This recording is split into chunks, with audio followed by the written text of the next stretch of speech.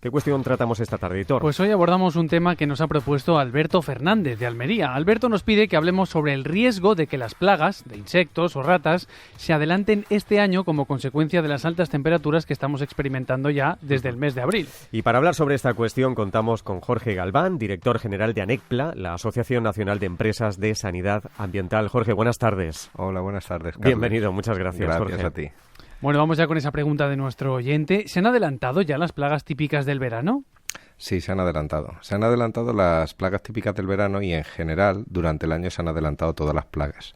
La procesionaria, por ejemplo, se ha adelantado este año en enero, veíamos procesionarias bajando, y las plagas más típicas o básicas que la gente maneja, que son ratas y cucarachas, pues también han visto aumentado su número, sobre todo porque lo que comentamos siempre, debido a factores como el cambio climático, globalización y los hábitos de vida que tenemos las personas, pues las plagas cada vez son más, tienen más tiempo para reproducirse y este aumento de las temperaturas hace que también su ciclo metabólico se acelere, por lo tanto tienen más tiempo para reproducirse y se reproducen más veces y el número pues es mucho mayor. O sea que nos tenemos que adaptar a estos cambios que se van a producir también con las plagas. Sí, claro, es que lo que ha habido realmente con este cambio de condiciones es un cambio de escenario. Las reglas que teníamos para el juego con las plagas, que eran unas temporalidades muy marcadas, ahora no las tenemos. Ahora la temporalidad no está tan marcada. España, que es un clima geográficamente subtropical, está transicionando a un clima tropical y este aumento de temperaturas hace que especies, por ejemplo, como los mosquitos, que es el animal más letal del planeta, pues haya aumentado su número mucho y también, debido a lo que hablábamos antes, globalización y hábitos de vida, hay especies nuevas que están entrando y son especies que son transmisoras de graves enfermedades. ¿Qué tipo de especies? Mira, por ejemplo, hay algunas que en principio cuando entran tenemos la ilusión de erradicarlas, ¿no? Al ser exóticas invasoras se pueden erradicar, claro, porque las que son autóctonas se pueden disminuir pero no erradicar, eso sería un delito contra el medio ambiente. Claro. Las exóticas, como por ejemplo la Aedes albopictus, el mosquito tigre, en principio pensábamos que se iba a dominar, ya se ha establecido, lo tenemos en... O sea, ya es nuestro, ¿no? Sí, ese ya lo ya que... forma parte de nuestras vidas. Nuestra idea o lo que tenemos que tender es a controlarlo, porque ya es parte de aquí. Es muy difícil su erradicación, pero sí puede ser controlado y lo tenemos en toda Cataluña, en toda la parte del Levante, y el Aedes albopictus pues transmite graves enfermedades, o sea, no estamos hablando de que te pique y simplemente sea la picadura. El género Aedes pues puede transmitir la fiebre del chikungunya, todos los Aedes, pueden transmitir el virus del Zika, el dengue, que además hay que tener en cuenta que ya hemos tenido un caso de dengue autóctono en España, en Ibiza. Por lo tanto, tenemos que estar alerta porque no solo entran estas especies, sino los patógenos que pueden transmitir, virus, bacterias o parásitos, también están entrando porque nuestra climatología es proclive para ello. ¿Y hay mucho prejuicio con las plagas? Sí, bueno, el que tiene plagas, mira, es una cosa muy curiosa. Cada vez que nos piden hacer un reportaje, a cualquier cliente que le digas, oye, que vamos a llevar, que no pasa nada porque tú lo estás haciendo bien, tú estás controlando y está bien que se vea tu local. No, es como el que tiene piojos. La gente que tiene una plaga lo esconde como si fuera lo peor y al revés. Lo que hay que hacer es visibilizarlo y sobre todo gestionarlo bien para que no haya peligro. No hay ningún problema, las plagas conviven con nosotros. El problema es no controlarlo, no tener labores preventivas, no tenerlo previsto. Los profesionales tienen las herramientas para hacerlo. Las empresas de sanidad ambiental hoy en día están muy preparadas y han evolucionado mucho, pero hay que prevenir y hay que estar alerta de los peligros que nos pueden venir. Hablemos de esas herramientas. ¿Cuál es el protocolo de actuación cuando se detecta una plaga? ¿Qué pasos se siguen? Bueno, no es lo mismo que detectemos un animal puntual que, como tú bien dices, tengamos una plaga. Cuando tenemos una plaga, tiene que venir un profesional porque tiene que hacer un diagnóstico de situación. Yo siempre explico lo mismo. El problema no es tener una rata, que es un problema. El problema es por qué la tienes. Entonces hay que hacer un diagnóstico de situación, a ver qué está pasando ahí y por qué ha llegado ese animal ahí. Y luego, en base a ese diagnóstico de situación, pues se diseña un tratamiento que se ejecuta y luego se hace una evaluación para ver si ha resultado o no, si hay que tomar otras medidas. Eso se hace en general con cualquier plaga. En el caso de ciertas plagas, por ejemplo, como los mosquitos, las labores preventivas tienen la triple E que siempre comento. Son más efectivas, más eficaces y más económicas que una labor correctiva. ¿Y qué productos se utilizan para acabar con estos insectos o animales? Entiendo que se utiliza uno distinto para cada caso. Claro, nosotros los productos que utilizamos se llaman biocidas. Hay que tener en cuenta que nosotros trabajamos bajo el paradigma de la gestión integrada de plagas, que quiere decir, utiliza todos los medios a tu alcance, físicos, biológicos, antes que el químico. Y ya cuando no tenemos otro remedio, pues utilizamos los químicos, que son los biocidas. Estos biocidas, como bien has dicho, van a depender del organismo. Hay unos biocidas para los roedores, otros biocidas para cucarachas, otros para mosquitos.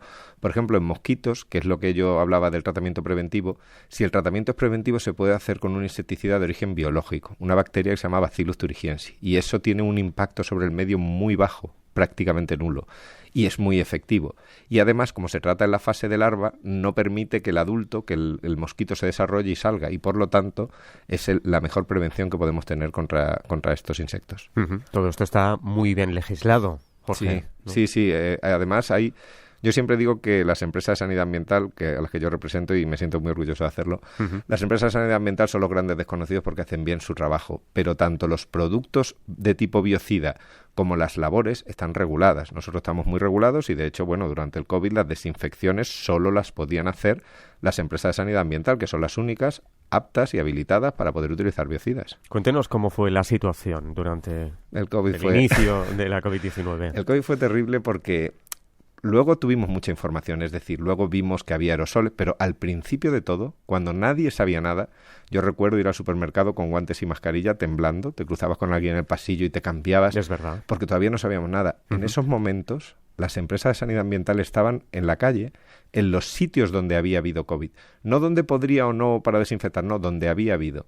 Y yo, sinceramente, me siento muy implicado con mi empresa y sentí que no había ningún tipo de reconocimiento porque fueron las grandes olvidadas. Estaban en la calle todos los días. Yo hablaba con empresarios a las 11, a las 12 de la noche, dándoles formación, hacíamos de todo para que estuvieran al día y se hiciera todo lo mejor posible. Y sin embargo fueron las grandes olvidadas, de hecho tan olvidadas que en el primer listado de empresas de servicios esenciales no salieron. Tuvimos que reclamar al ministerio que no se había dado cuenta que nos estaban pidiendo hacer desinfecciones y no nos habían habilitado a salir a la calle. Fue una cosa. Y claro, recibieron una formación especial para una situación tan complicada como esa. Sí, normalmente las empresas hacen lo que se llama DDD, desinfección, desinsectación y derratización. Pero es verdad que cuando llega una situación tan complicada, pues desde ANECPLA, que es la Asociación Nacional, se sacaron cursos específicos y protocolos para que supieran cómo actuar con más determinación y con un poquito más concretamente. En general saben hacer todo desinfecciones, pero claro, visto la índole que tenía el problema, dimos una formación específica para que todos estuvieran preparados. Bueno, vamos a volver un momento a las plagas de los insectos y animales, ¿no? ¿Ellos se llegan a inmunizar contra esos productos, esos biocidas? A veces se llegan a inmunizar, pero a mí esto me gustaría aclararlo porque hay un desconocimiento sobre la resistencia. Cuando hablamos de la resistencia, que existen, como bien has dicho, llegan a ser resistentes a estos productos, la resistencia no se produce porque tú utilices mucho el producto. La resistencia es un proceso genético aleatorio. El animal, porque sí, por un proceso genético, muta y da la casualidad que esa mutación le hace resistente.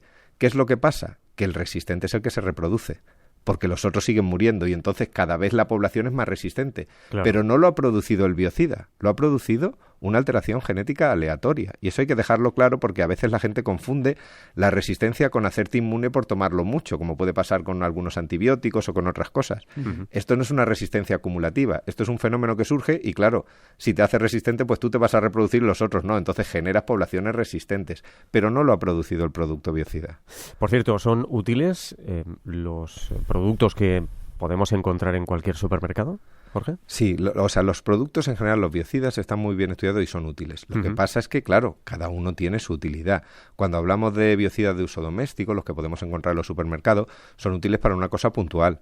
Cuando tú tienes un problema que hay que controlar y hay que gestionar, como bien te digo, hay que saber por qué surge, porque a veces el problema es que tenemos una barrera física, es decir, tenemos una grieta, tenemos algún tipo de abertura por la que está entrando y entonces hay que solucionar esa grieta, porque por mucho biocida que uses van a seguir entrando. Entonces, sí son útiles para usos puntuales, por supuesto. Cuando ya tenemos un problema hay que avisar a una empresa especializada. Que, por cierto, cuando tenemos cucarachas, eso no significa que seamos unos cerdos, ¿no? No. Bueno, viene el vecino, de ahí lo de los encuentras alguna, ¿no? Exacto, encuentras alguna, le das un pisotón, la apartas para que no la vea, ¿no? No depende de nosotros tampoco. ¿Qué tino tienes, Carles, en esa pregunta? Es que esa es la pregunta del billón. Bueno, mira, no siempre, es verdad, no siempre es que seas un guarro, pero es verdad que las plagas en general, si no queremos plagas en nuestra casa, hay dos cosas que tenemos que tener claro. Las plagas buscan cobijo y alimento.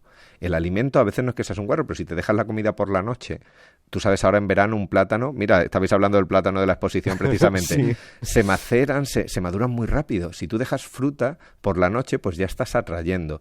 Es verdad que si la basura no la tienes bien cerrada, estás atrayendo. O sea, la higiene es muy importante. Y luego, que a veces hay, pues como te comentaba antes, grietas y ciertas deficiencias estructurales que hacen que la plaga pueda entrar, y ella siempre va a buscar cobijo y comida. Si no tiene ninguna de esas dos cosas, es decir, si nuestra vivienda está preparada para que no puedan entrar y nosotros tenemos la higiene suficiente, no suelen entrar. A veces, aún así entran. O sea, no es sinónimo, eres guarro, tengo plaga. Pero es verdad que va muy vinculado a la higiene, y nuestras empresas a veces me lo dicen, porque dices, es que claro, he ido allí, ¿y cómo le dices que lo que tiene que hacer es limpiar? Pues claro, es que es muy complicado. Eso es muy complicado. Sí, se entiende. Y entiendo que no es lo mismo luchar contra plagas urbanas que plagas que estén en el medio rural o que incluso afecten a cultivos. Claro, no tiene nada que ver, porque además tampoco los productos que usamos están habilitados para una cosa o para otra.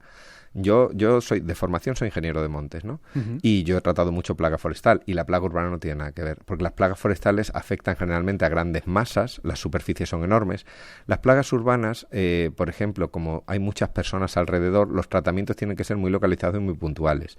Si hubiera que hacer un tratamiento aéreo, por ejemplo, tendría que ser con una autorización especial. No se pueden verter biocidas sobre las personas, que es otra cosa que discutíamos durante la COVID, que decía, vamos a fumigar a la señora. Señora, no se puede un arco desinfectante. Hay una cosa muy clara con los biocidas que todos tenemos que tener claro, que es el valor límite ambiental. ¿Esto qué quiere decir? Por debajo del valor límite ambiental, el biocida no tiene efecto biocida y se lo puedes echar a una persona, pero no tiene efecto biocida, o sea, no hace nada. Y por encima del valor límite ambiental, que es cuando mata y tiene efecto biocida, no se puede pulverizar sobre las personas. Entonces, tenemos que tenerlo claro. Las empresas esto lo tienen muy claro, las técnicas que utilizan, la forma en que lo hacen. Es muy diferente, como bien ha dicho tu compañero, tratar en un medio urbano que tratar en un medio forestal o en un medio más amplio. Nosotros tratamos sobre todo entornos urbanos y periurbanos. Hay veces que te tienes que ir a otro entorno, por ejemplo, con garrapatas y con otro tipo de artrópodos, pero generalmente urbano y periurbano. Que las garrapatas, ojo, también son un problema grande y transmiten enfermedades muy graves. Ahí también tenemos otro talón de Aquiles. Jorge, y una de las plagas más famosas de las que se ha hablado muchísimo últimamente es la de ratas en Nueva York. De hecho, esa ciudad cuenta desde abril con la primera directora de programa de reducción del número de roedores de su historia. Tiene incluso cargo. ¿Cómo de complicada puede ser esa labor, Jorge? Es que es muy complicado. Acabar con las ratas de Nueva York. Bueno, acabar, no, yo con que la controle, yo creo que me conformaría, porque es imposible, son poblaciones enormes. Por eso son tan importantes las labores de gestión de organismos nocivos y de control de plagas en general. La sanidad ambiental aplicada, que es a lo que hemos evolucionado ahora. Es muy complicado. No me extraña que hayan dado un cargo, porque al final nuestras empresas tienen productos muy buenos y técnicas muy buenos, pero lo que realmente hace efecto es el conocimiento sobre lo que se está tratando, sobre el organismo que se gestiona. Ajá. Nueva York es una urbe enorme, con muchísimas personas. Y con alcantarillados, que al igual que pasa en Madrid, algunos serán muy modernos y otros serán como el Madrid de los Austrias, que eso es un laberinto. Y claro, es muy difícil gestionar. Entonces, lo importante es la técnica y el control que se va a tener sobre ese organismo. Yo veo que lo de Nueva York es una tarea muy difícil, y no me extraña que se haya cogido un profesional de alto nivel para que pueda coordinarlo, porque luego se harán muchos tratamientos, pero tiene que haber una coordinación general y, sobre todo, saber por dónde se mueve el organismo, tener censo, que muchas veces no es posible, sobre todo en animales como la rata, tan extendido y tan numeroso, pero por lo menos localizar focos, localizar zonas donde haya una reproducción excesiva. Es muy complicado. No hay ninguna ciudad española que ni se acerque, ¿no?, al nivel de ratas que hay en Nueva York. No, al nivel de Nueva York no, sobre todo por lo que te comentaba, por el nivel poblacional que tiene. Ajá. Y porque, claro, cada más grande es una ciudad, más conflictos puede haber. A veces hay conflictos de recogida de basuras, que eso genera aumentos poblacionales, genera que la rata salga a la calle. A veces hay conflictos políticos.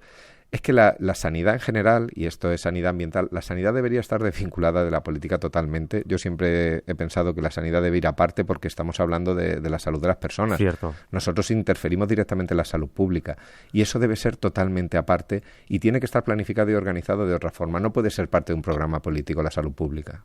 Bueno, imaginemos ahora que una comunidad de vecinos necesita los servicios de una empresa de sanidad ambiental. ¿Cómo se escoge a la más adecuada teniendo en cuenta la gran oferta que hay en el mercado? Claro, yo siempre digo una cosa, yo en ANECPLA hay 566 empresas de sanidad ambiental, yo tengo 566 hijos, o sea, yo jamás recomendaría una, porque yo, como dice mi madre, ¿qué dedo me corto que no me duela? Claro, Todas, claro. yo la verdad que las empresas que están en ANECPLA cumplen un código deontológico, además estamos muy encima de ella, hacen mucha formación. Yo siempre digo que cuando una empresa está bien formada, trabaja bien. Yo, si alguien necesita una empresa, como siempre, porque nos llama muchas veces, recomendarnos, no, yo no te recomiendo. Yo en la página web tengo un buscador y tú pones tu zona y te salen las empresas que hay alrededor y tú escoges.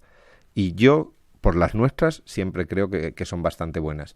Luego, además, las empresas suelen ser muy honestas con ellas mismas. O sea, hay empresas que, por ejemplo, se les da mejor un organismo nocivo que otro porque se especializan en ciertos y te recomiendan otras. Ellos mismos te dicen, no, esto te lo hace no sé quién.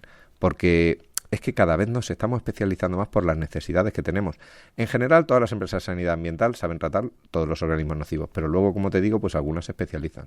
Está remarcando mucho ese concepto del sector de la sanidad ambiental, aunque hablamos muchas veces de ustedes como empresas de control de plagas, ¿no? Que es bastante injusto ese término. Sí, ¿no? es muy injusto, sobre todo por la evolución que ha tenido. Es como si ahora, no es tan exagerado, ¿no? Pero es como si a un médico le llamas matasanos. Bueno, matasanos eran cuando estaban experimentando con la gente en la Edad Media, que no sabían lo que hacían los pobres y hacían lo que podían.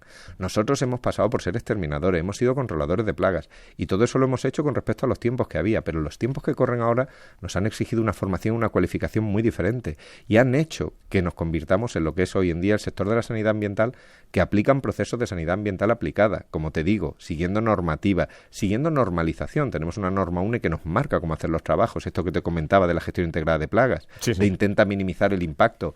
Somos parte de One Health, de hecho ANECPLA, esta asociación es parte de la Junta de Gobierno de la plataforma One Health, porque el One Health, nosotros lo decimos siempre, hoy en día ya no es una elección. Hay que estar en One Health. Hay cosas que ya no se pueden elegir. O sea, la salud humana, ambiental y animal están muy ligadas y todo lo que hagamos en una va a repercutir en otra. Uh-huh. Y De hecho, tenemos que estuvieron ahí participando en el Plan Nacional de Prevención, Vigilancia y Control de Enfermedades Transmitidas por Vectores, elaborado por el Ministerio de Sanidad. Estuvieron en marzo, ¿no? Sí, allí estuvimos y yo, como siempre, alcé la voz en nombre de la sanidad ambiental y sobre todo porque se dan muchos datos epidemiológicos que son necesarios, se miran muchos parámetros que son necesarios, pero si estamos hablando de control vectorial, tenemos que hablar de cómo se controlan esos vectores y tenemos que fijar estrategias, porque además, como bien os decía, la labor preventiva va a ser fundamental. Nosotros hay cosas que no podemos prevenir, pero cuando nosotros ya sabemos que un vector transmite una enfermedad y que un vector tiene focos en un sitio, en los pliegos de condiciones de la organización pertinente, de la administración pública que sea, ya tiene que salir reflejado que hay que hacer esos trabajos. No podemos esperar a tener un brote, no podemos esperar a tener un foco. La prevención en sanidad pasa por la salud pública indiscutiblemente. Jorge, hemos aprendido mucho esta Sí. tarde, de verdad, porque además es un sector que desconocemos tanto y que podemos utilizar y podemos necesitar tantas veces que se debería hablar más de estas cosas. Yo En creo que cualquier caso, sí. lo hemos hecho esta tarde. Y te lo agradezco muchísimo, Carles, por dar visibilidad al sector y por ver lo importante que son este tipo de enfermedades que se pueden transmitir con los vectores. Es verdad. Jorge Galván, director general de ANECPLA, la Asociación Nacional de Empresas de Sanidad Ambiental. Muchas gracias por estar con nosotros. Muchas gracias Jorge, y buenas tardes. Un abrazo. Un abrazo. Gracias, Aitor. A vosotros. Y ustedes